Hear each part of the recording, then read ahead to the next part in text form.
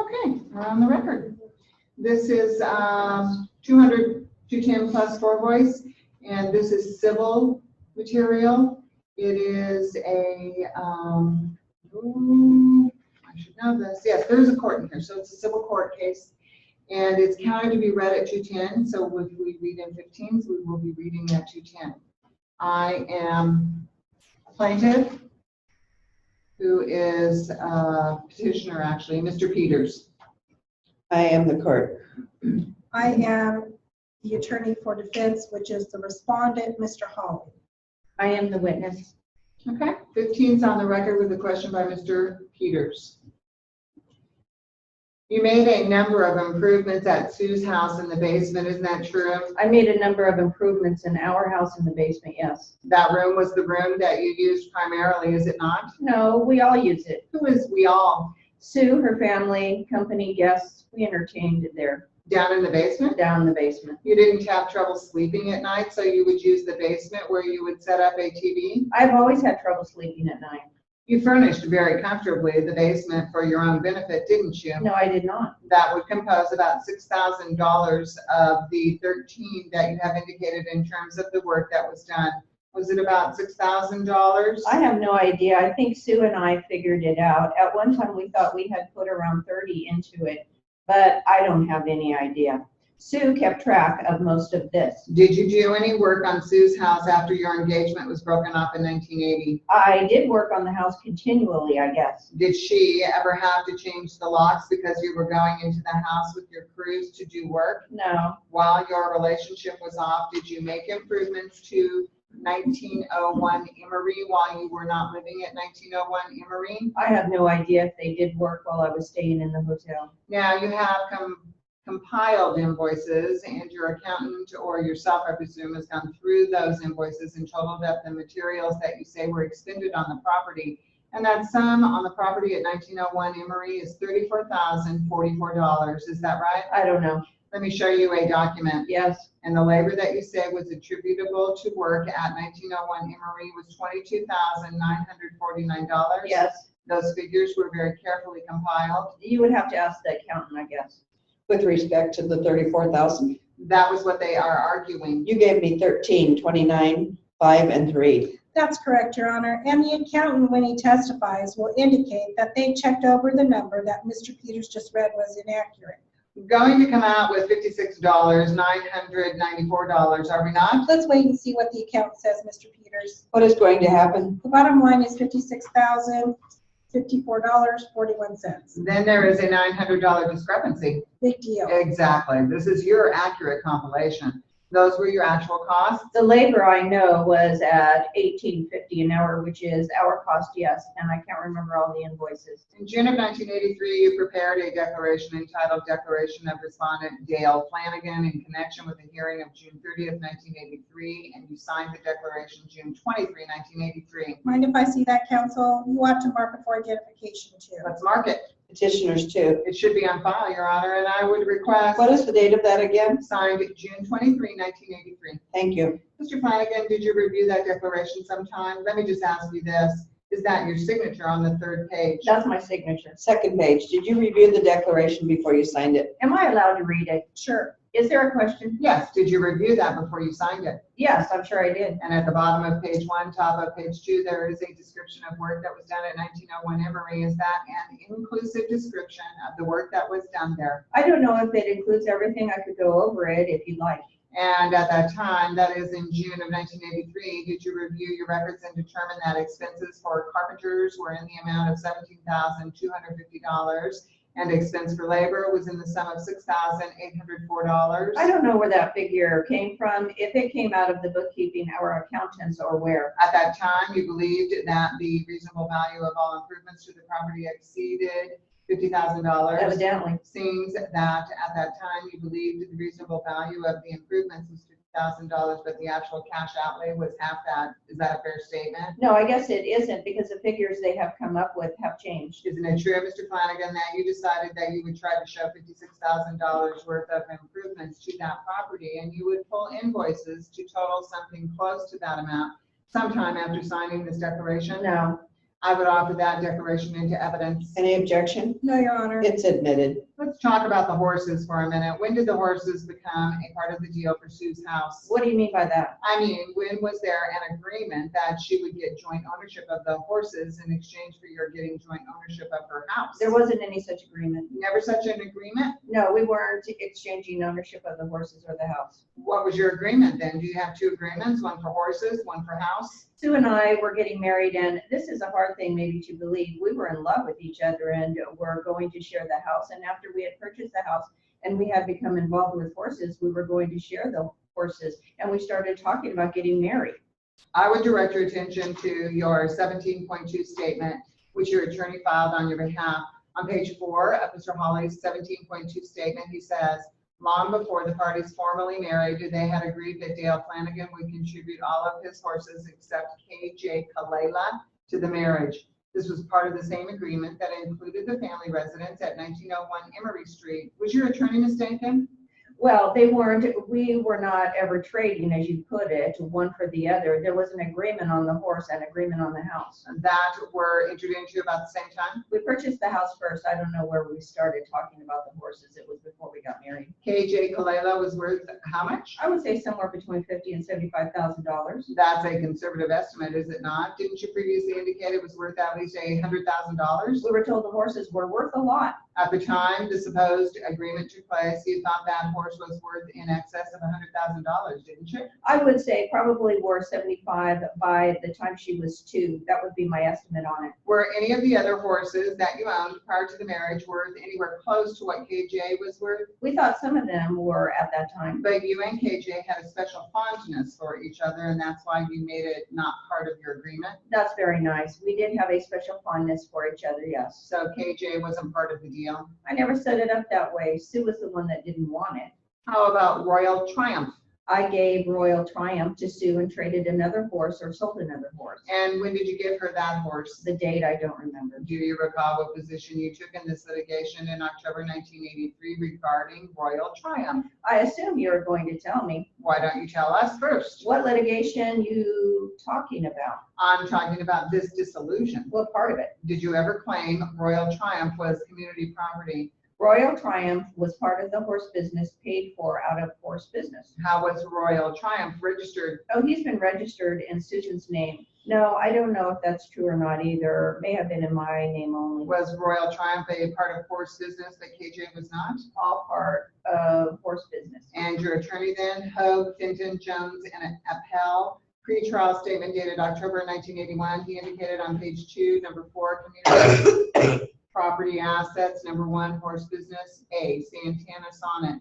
Well, there is a recitation of all the horses. I can show it to you. It includes KJ Kalela, includes Royal Triumph, and then husband claims all the above named horses to be community property, with the exception of KJ Kalela, which he claims is his sole and separate property. Was your attorney mistaken as to your position regarding Royal Triumph at that time? I don't know. Well, is that a mistake? Were you asking me if I considered Royal Triumph part of the horse business? I did go and get his name registered. Is that what you would like to know? Was Royal Triumph Sue's separate property? He's registered in Sue's name and I gave him to Sue. That was a gift from you? Yes, that's true. And you saw the light regarding that position, did you not, when you were presented with documentary evidence that acknowledges that that horse was to be hers and a gift from you? Is that true? I saw the what? You realized that there was no hope in claiming Royal Triumph as community property when we produced a letter of July 7, 1980, signed by you, indicating that this letter will serve as notice that I, Dale Flanagan, purchased Royal Triumph as a birthday present to be given to Susan C. Baxter. Isn't that true? I don't remember what the letter says, but I did give the horse to Susan. I never denied that.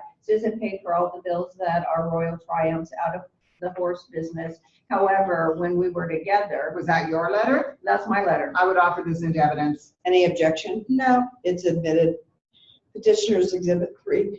Your Honor, I would also like you to take judicial notice of 17.2 statements that have been filed by respondent. Okay. Was Santana Sonnet part of the horse deal? What do you mean by that? I mean, was Santana Sonnet considered part of the overall agreement that you have been talking about here, where the horses go into the pot and the house goes into the pot. Santana Sonnet was purchased in, I think, September or October of '82. And what was the purpose of the purchase? And she had wanted to get into saddle bred horses and breed them to Arabians. Seems to be the new thing.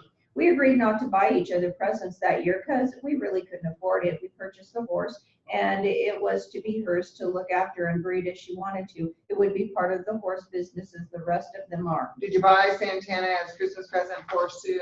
I think you just answered that. Your answer is no, then I take it. We were not going to buy each other any presents that year, but the horse was given to Sue to manage and be her horse to do as she wanted to do with it. But it had to remain in the name of the horse business, which was Dale and Sue Flanagan. It was very critical. All the horses in the horse business be put in the title of Dale and Sue. Was that right? It was. We were told that by Harvey Armstrong. How many of the horses did you put in joint title? I don't know. She was taking care of that. Was supposed to have been done and did some of them, as I understand it. Is your answer you don't know? I don't know how many there were. How many were held in joint title? I don't know. What has this got to do with this house? He's saying it's all part of the agreement. That's his 17.2 position. The testimony is that there's 2 agreements allegedly. Now it is. Okay, and isn't it the ball game to find out how much was invested into the house? No, I think that is entirely wrong. She has a separate property house because before marriage title is never changed. Gangbusters. If the man is going to put all this money on the house and you just take it all away from him, Absolutely, all this money doesn't add up to that. He's grossing millions of dollars. well, maybe. Find out what the number is. Seems to me we've got some testimony on the same issue about the agreements and so forth. Great. Otherwise, I'm not too sure what you are proving here on the house and the horses. I'm attempting to prove there was no agreement and that he's taken any number of positions here, including some horses are separate, some horses are community, and can charge from attorney to attorney in 17.2 to 17.2. How much more time are you going to spend on the horses? I'm moving on. Great, thank you. Before I move on, I'm sorry, Your Honor. Go ahead. Were horses known as Estalon, To Dance, and Eladora sold at any time after the marriage? Estalon was not sold after marriage. Estalon was sold after marriage, purchased before. For the record, Your Honor, since no one's talking, again, I object to this whole line of questions as totally irrelevant, Just about through with the horse issue, so answer this and then move on to the next issue. hopefully. You received, did you not, $15,000 from the sale of Estalon? I don't know what Estalon was given to a foundation. You got about $100,000 write-off on Estalon. Let's move on to Dansk. What is the sale price? I think it was $56,000. And you received about $41,000 for that horse, did you not? To date, you mean? I mean by way of equity, I don't know what you are talking about. cash, and promissory notes. I just told you, I think it sold for $56,000. Okay, was any of that money shared with Sue? It's all been shared with Sue. Do you have some kind of documentary evidence to show that you paid over to Sue half the proceeds from Dansk? Sue and I were married when we sold and bought it. And you received money from Dansk since separating? Yes, Have you shared that with Sue? yes. Have you made cash payments or checks? How did you make the transaction? The check was given to Mr. Harvey Armstrong. Mr. Armstrong and Sue signed it. I signed it. He turned it into a payment on Barbary, I believe. Did you receive $28,000 from the sale of El Dorado?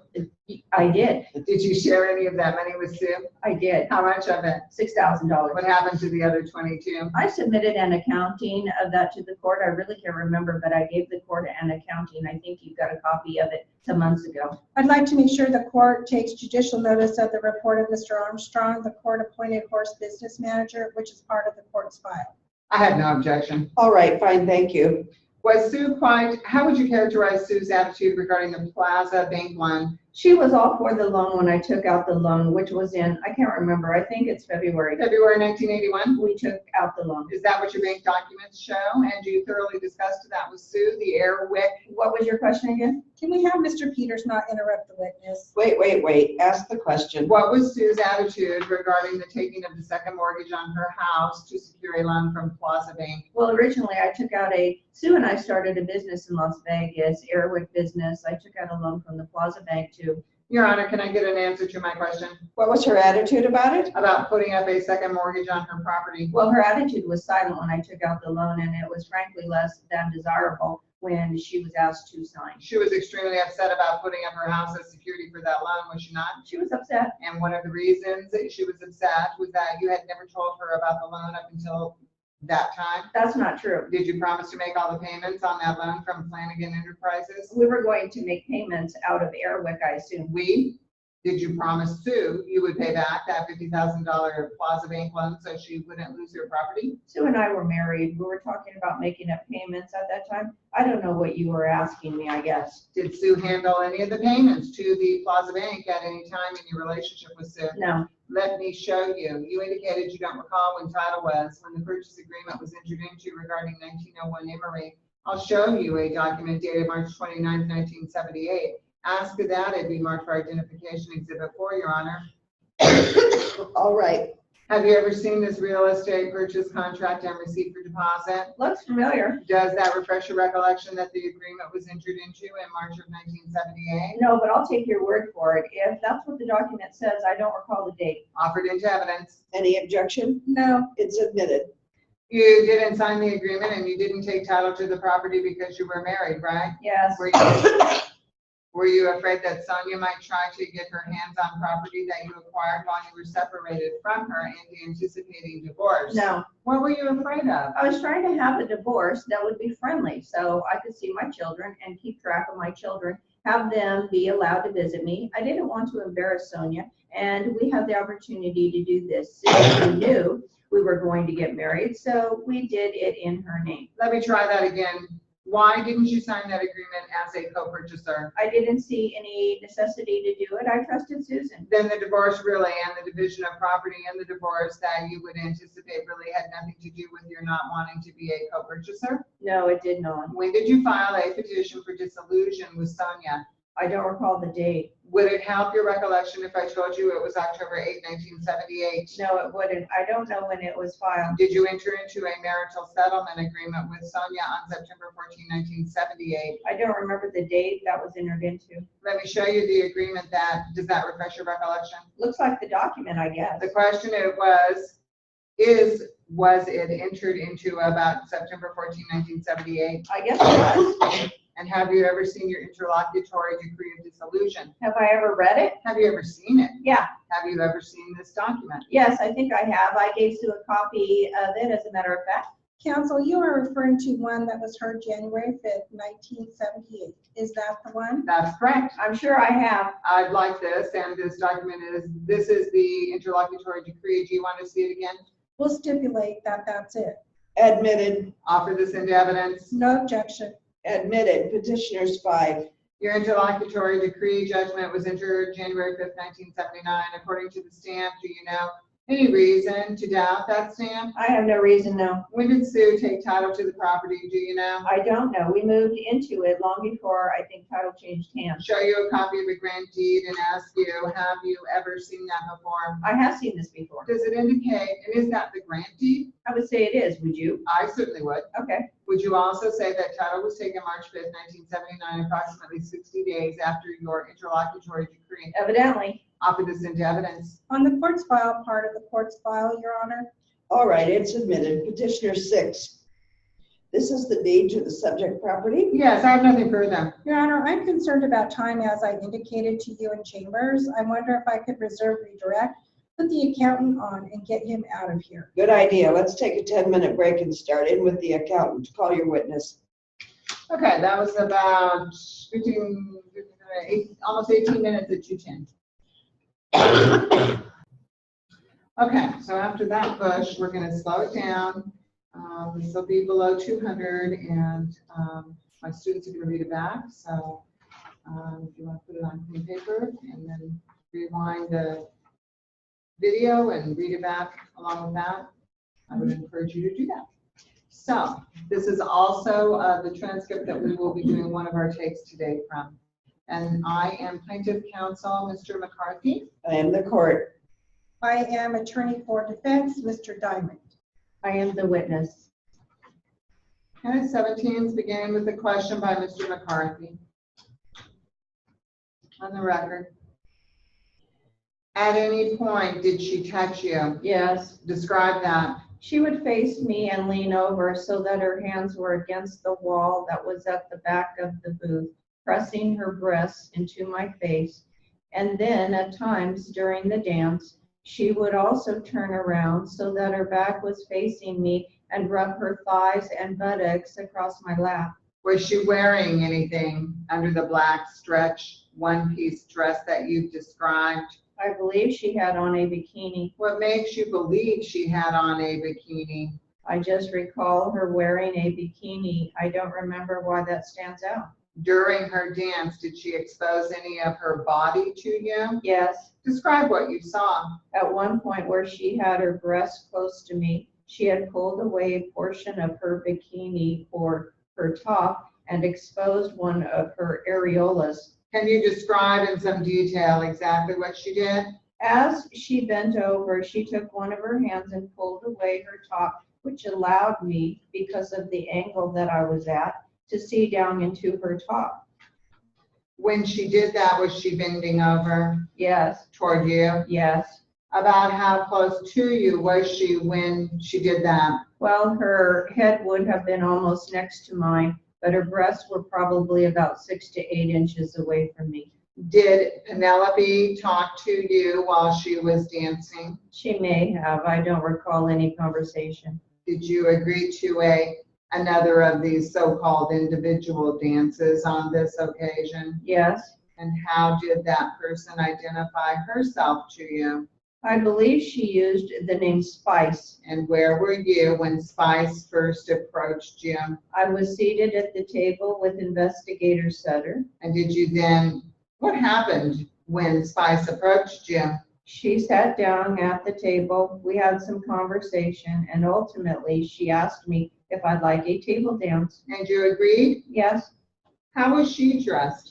I believe she was wearing a light-colored bra or bikini, and I don't recall the bottoms. And where did you go for the dance with Spice? To the same couch or sofa. And when the music started, did she dance for you individually over there? Yes, Describe it. Was there anything particular about her dance that caught your attention? at one point in the dance, she also exposed a breast. How did she go about doing that, if you recall? It was much more, I guess, shrugging the shoulders and pushing her arms against her breast so that her breasts were squished together and making the top change its shape. What were you able to see? I was able to see one of her areolas. And again, how close to you was she when she did this? She was a little bit further back, maybe 12 inches or so. Did you pay each one of these girls for the dance she performed for you? Yes,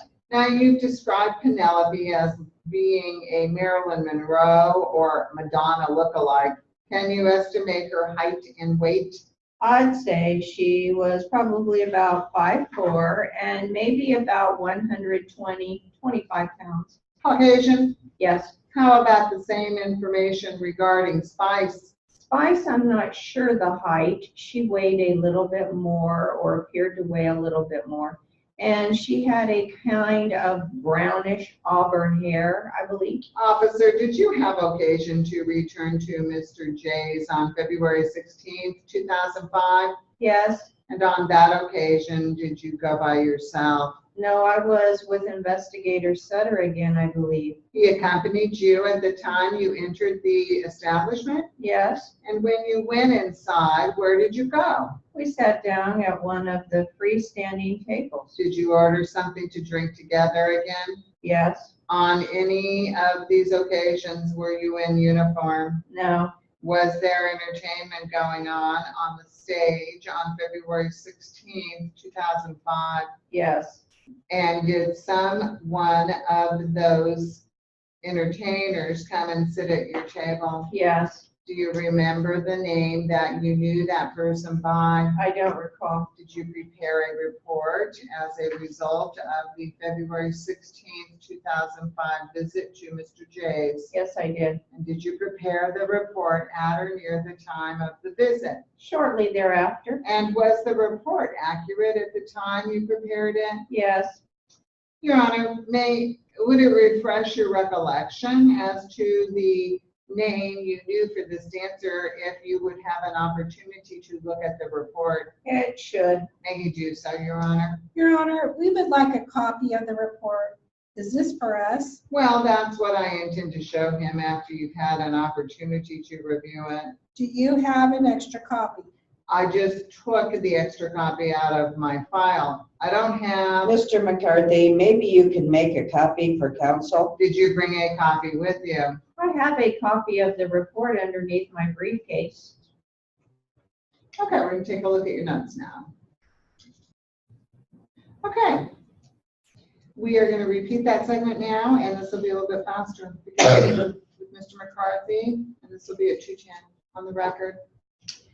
At any point that you touch him, Yes, describe that. she would face me and lean over so that her hands were against the wall that was at the back of the booth, pressing her breast into my face, and then at times during the dance, she would also turn around so that her back was facing me and rub her thighs and buttocks across my lap. Was she wearing anything under the black stretch one-piece dress that you described? I believe she had on a bikini. What makes you believe she had on a bikini? I just recall her wearing a bikini. I don't remember why that stands out. During her dance, did she expose any of her body to you? Yes, Describe what you saw.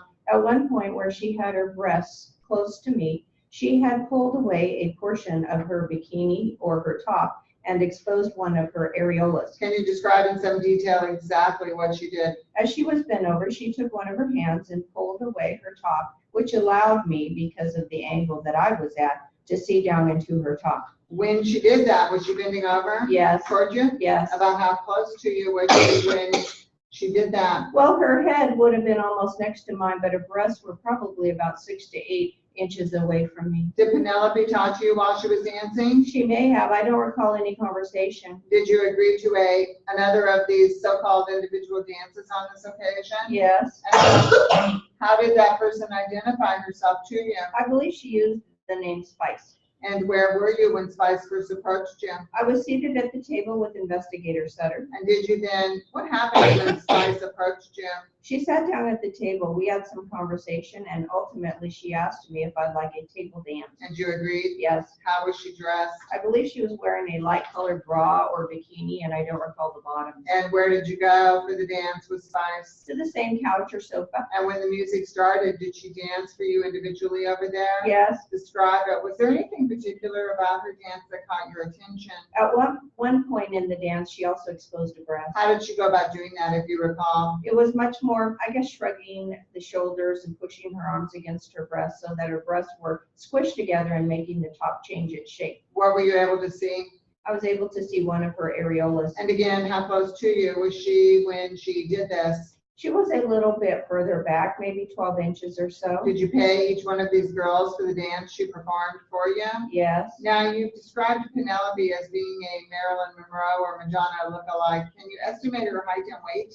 I'd say she was probably about 5'4" and maybe about 120, 25 pounds. Caucasian? Yes. How about the same information regarding Spice? Spice, I'm not sure the height. She weighed a little bit more or appeared to weigh a little bit more, and she had a kind of brownish auburn hair, I believe. Officer, did you have occasion to return to Mr. J's on February 16th, 2005? Yes. And on that occasion, did you go by yourself? No, I was with Investigator Sutter again, I believe. He accompanied you at the time you entered the establishment? Yes. And when you went inside, where did you go? We sat down at one of the freestanding tables. Did you order something to drink again? Yes. On any of these occasions, were you in uniform? No. Was there entertainment going on the stage on February 16th, 2005? Yes. And did someone of those entertainers come and sit at your table? Yes. Do you remember the name that you saw or that you knew that person by? I don't recall. Did you prepare a report as a result of the February 16th, 2005 visit to Mr. J's? Yes, I did. And did you prepare the report at or near the time of the visit? Shortly thereafter. And was the report accurate at the time you prepped it? Yes. Your Honor, would it refresh your recollection as to the name you knew for this dancer if you would have an opportunity to look at the report? It should. May you do so, Your Honor? Your Honor, we would like a copy of the report. Is this for us? Well, that's what I intend to show you after you've had an opportunity to review it. Do you have an extra copy? I just took the extra copy out of my file. I don't have, Mr. McCarthy, maybe you can make a copy for council. did you bring a copy with you? I have a copy of the report underneath my briefcase. Well, why don't you Okay, that's gonna be the end of our practice, and we're gonna go ahead and start tapes now. So if you're joining us live, just hang on, we'll be right back.